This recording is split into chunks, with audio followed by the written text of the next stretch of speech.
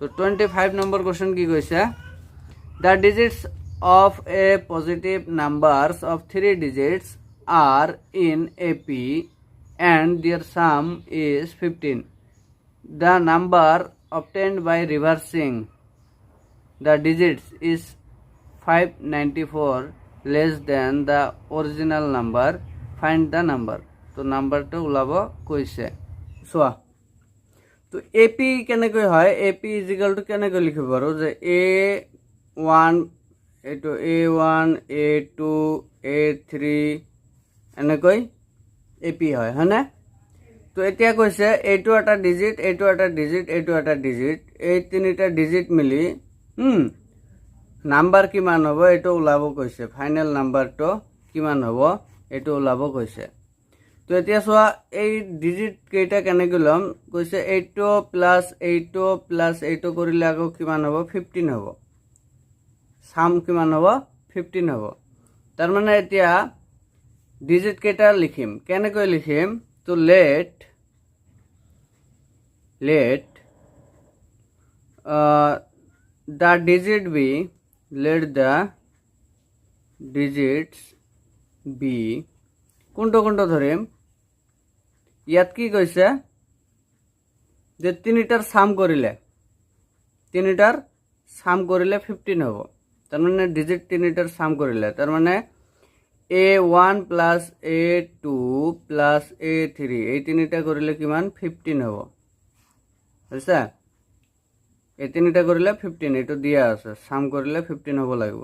তেতিয়া ডিজিট বিলাক কি হ'ব তো ডিজিট বি তো 15 আছে নহয় 15 মানে কি ইয়াত 5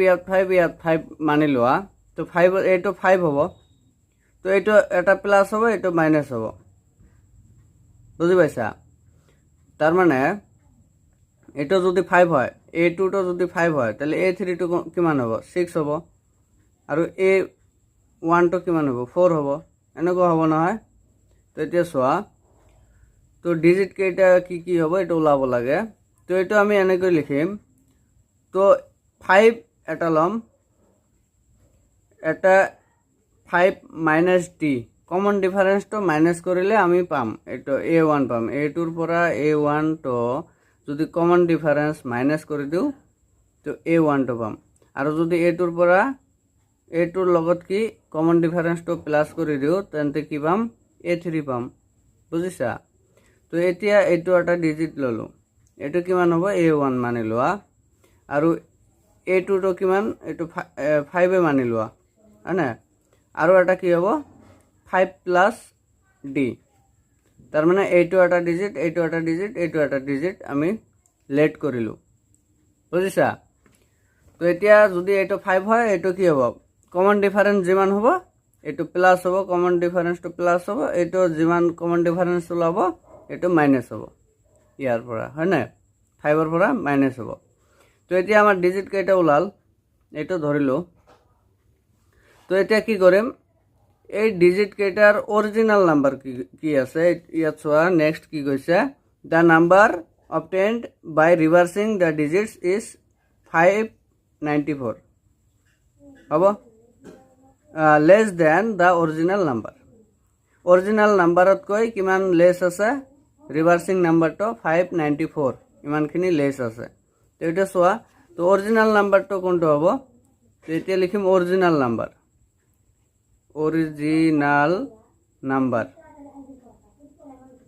है ना ओरिजिनल नंबर तो एटो हब ओरिजिनल नंबर तो कि हब 8 प्लस 8 है ना तो 5 माइनस डी तो एटो चुआ 5 minus D plus 5 plus D बुझी पाइছা एटो तो ইয়াত এটা বস্তু প্লাস কৰি আছে নাম্বাৰটো হ'ব ন এটো মানি লোৱা এটো ইউনিট ডিজিট এটো 10 ডিজিট এটো কি আছে 100 ডিজিট হয়নে তো এটোৰ লগত 100 টো ইনটু কৰি দিলে এটো 100 প্লাস তো 100 প্লাসৰ ঠাইত কি হ'ব 100 হ'ব ইয়াত 10 প্লাসৰ ঠাইত কি হ'ব ইনটু 10 হ'ব এটো কিমান হ'ব ইনটু 10 হ'ব হয়নে আৰু এটোৰ ঠাইত কি হ'ব 1 হ'ব তো ইনটু 1 ইয়াত 1 দিলে হল বুঝি পাইছা এটা জাস্ট ডিজিট কেইটাৰ প্লেস ওয়াইজ মই কি কৰিছো বহাই দিছো এটা তো এইটো ইউনিট প্লেসৰ কাৰণে ইয়াত 1 এইটো 10 প্লেসৰ এই কাৰণে ইনটু 10 দিছো এইটো 100 প্লেসৰ এই কাৰণে আমি 100 দি ইনটু কৰিছো বুঝি পাইছা এইটো ইউনিট 10 100 এই তিনিটা ডিজিট আছে এইটো প্লেস হোৱা এইটো ইউনিট 10 100 তো এইটো 100 হলে এইটো কি হ'ব 5 থাকিলে 500 হ'ব ইয়াত 4 থাকিলে 4 into 10 40 হ'ব ইয়াত যেটো থাকিব এইটো ইউনিট প্লেসত যেটো থাকে এইটো 1 দি ইনটু কৰিলে হল হয় না তো এইটো এনেকৈ এক ঠাইত কৰিলে এনেকৈ কি হ'ব এইটো এক্সপান্ড ফৰ্মৰ এইটো আছে এক ঠাইত কৰিলে কি হ'ব তো এইটো এনেকৈ হ'ব তো চোৱা তো এইটো বুজি পাইছা এইটো জাস্ট এইটো কি কৰিছো এই ডিজিট কেইটাৰ প্লেস ওয়াইজ এইটো ইউনিট প্লেস এইটো 10 প্লেস এইটো 100 প্লেস আছে নহয় এই ডিজিট কেইটাৰ জাস্ট এক্সপান্ড ফৰ্মত লিখিছো তো এইটো 100 প্লেসত আছে তো এইটো 100 ইনটু হ'ব না এইটো কিমান 100 হ'ব যেটো আছে এইখিনি 100 হ'ব এইটো কিমান আছে এইখিনি 10 প্লেসত আছে তো 5 ইনটু 10 কৰিলে যিমান হ'ব এইটো বুজি পাইছা তো এইটো ইনটু কৰা 5 ইনটু 100 500 হ'ব মাইনাস 100 ডি হ'ব তো মাজত প্লাস আছে প্লাস 5 ইনটু 10 50 প্লাস এইটো 1 ইনটু এইটো কৰিলে তো এইটো হ'ব 5 প্লাস ডি বুজি পাইছা তো এইটো কিমান হ'ব 500 ইয়াত 50 ইয়াত 5 কিমান হল 555 আৰু ইয়াত কি আছে 100 মাইনাসৰ আছে ইয়াত এটা প্লাসৰ আছে তো এইটো কিমান হ'ব তো 555 হ'ব আৰু মাইনাসৰ 99 ডি হ'ব এইখিনি থাকিল নহয় বুজি পাইছা তো এতিয়া ৰিভাৰ্স কৰিলে কি হ'ব ডিজিট কেইটা যদি ৰিভাৰ্স কৰি নাম্বাৰটা ওলাও কিমান হ'ব চোৱা ৰিভাৰ্স কৰিলে কি হ'ব ডিজিট কেইটা কি হ'ব 5 প্লাস ডি হ'ব 5 হ'ব আৰু আনটো কি হ'ব 5 মাইনাস ডি কাৰণ এইটো ফাৰ্স্টত আছিল এই ডিজিটটো ফাৰ্স্টত আছিল এতিয়া কি হল মিডল এইটো মিডলত আছিল মিডলতে থাকিব ফাৰ্স্টটো লাষ্টত যাব আৰু লাষ্টটো ফাৰ্স্টত আহিছে বুজিছা তো এতিয়া চোৱা এই কেইটাৰ প্লাস কৰিম তো 5 প্লাস ডি এইটো প্লাস 5 প্লাস 5 মাইনাস ডি তো এতিয়া কথা হল এইটো ইউনিট ডিজিট এইটো ইউনিট এইটো 10 ডিজিট এইটো 100 ডিজিট তো এইটো কি কৰিম 100 দি ইনটু কৰিম এইটো 100 প্লেসত নহয়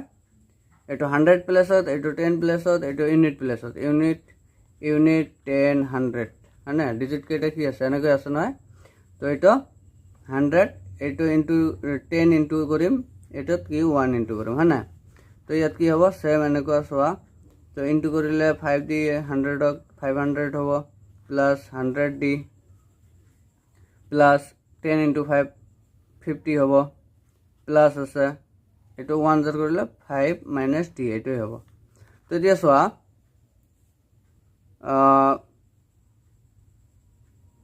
কিমান হ'ব 500 ইয়াত 55 আছে হ'ব তো 555 হ'ব ইয়াত 100 ডি আৰু ইয়াত মাইনাস ডি আছে তো 100 ডিৰ পৰা এটা ডি গলে প্লাসৰ 99 ডি থাকিল তো এতিয়া এটো কি কৰিবা এটো মানি লোৱা ইকুৱেশ্যন 1 আছিল ইকুৱেশ্যন 2 আছিল এটো ইকুৱেশ্যন 1 এটো ইকুৱেশ্যন 2 তো ইকুৱেশ্যন 2 ৰ পৰা ইকুৱেশ্যন 1 টো বাদ দিলে হল হয় না এলিমিনেশন মেথড তো কিবা কৰিলে ডিৰ ভ্যালু ওলাব ইকুৱেশ্যন 1 আৰু 2 ৰ পৰা ডিৰ ভ্যালু ওলাব না নাই তো এটা চোৱা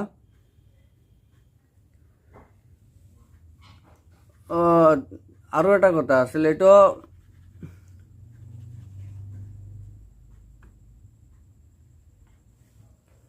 এটো এটা কাম কৰা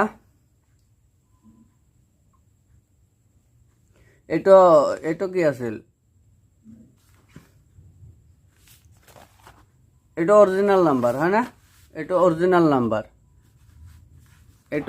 নাম্বার আছিল এটা আছিল কি রিভার্সিং নাম্বার তো এতিয়া কি কৈছে কোশ্চেন মতে কি নাও কোশ্চেন মতে কি অরিজিনাল নাম্বাৰৰ পৰা অৰিজিনাল নাম্বাৰ যিটো আছে এটোৰ পৰা কিমান লেছ আছে ৰিভাৰ্সিং নাম্বাৰটো ৰিভাৰ্সিং নাম্বাৰ এটোৰ পৰা এটো মাইনাস কৰিলে কিমান হ'ব কিমান লেছ আছে তাৰ মানে 594 আছে হয় না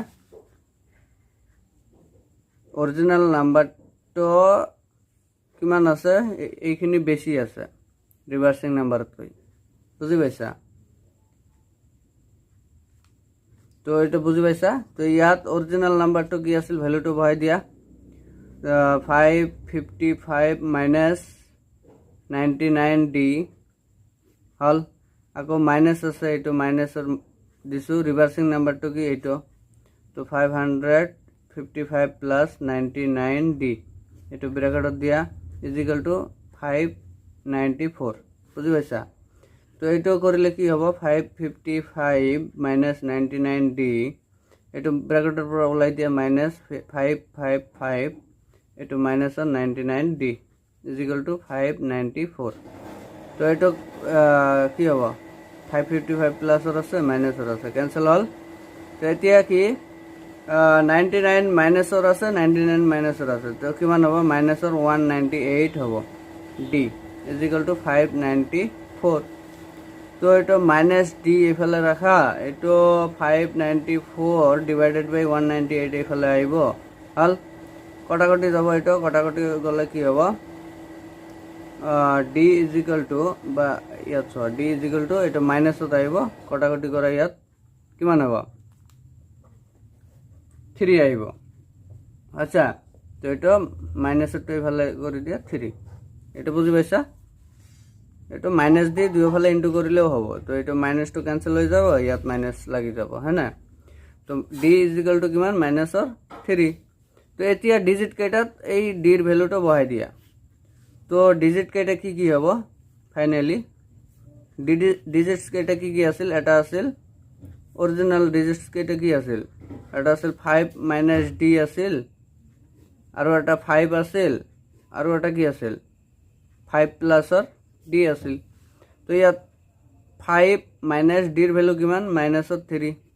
তো এটা কি হল 5 প্লাস 3 হল তো এটা 8 হল আৰু এটা তো 5 এ আছে হয় না আৰু এটা কি হ'ব 5 প্লাস মাইনাস 3 তো এটা কৰিলে কি হ'ব 5 মাইনাস 3 তো ফাইনালি 2 তো আমার ডিজিট কেটা কি হল এইটো এটা এইটো এটা এইটো এটা তো আমার নাম্বারটা কি হবে তেনতে 5852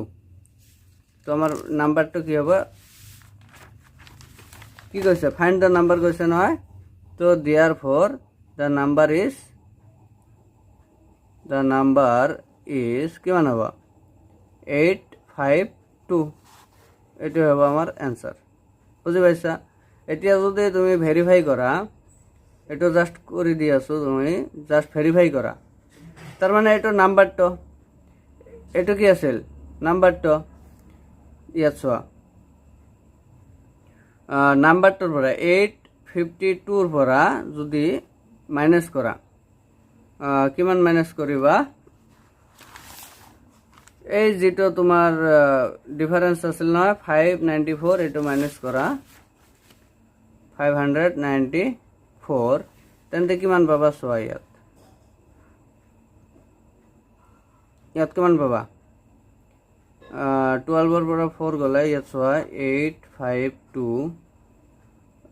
594 মাইনাস কৰা 12 ৰ পৰা 4 গলে 8 14 ৰ পৰা 9 গলে 5 7 ৰ পৰা 5 গলে 2 তো 258 আচ্ছা তো এইটো হ'ব তোমাৰ ডিফাৰেন্স তাৰ মানে এইটো আছিল তোমাৰ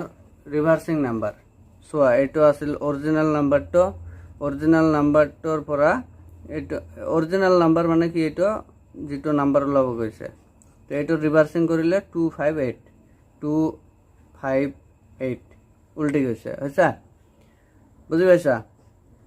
তো ঠিক আছে নহয় এইটো নাম্বারটো রিভার্সিংও ঠিক আছে আৰু এইটোৰ পৰা এইখিনি বাদ দিলে আমাৰ কি ওলায় ৰিভাৰ্সিং নাম্বাৰটা ওলায় বুঝি পাইছা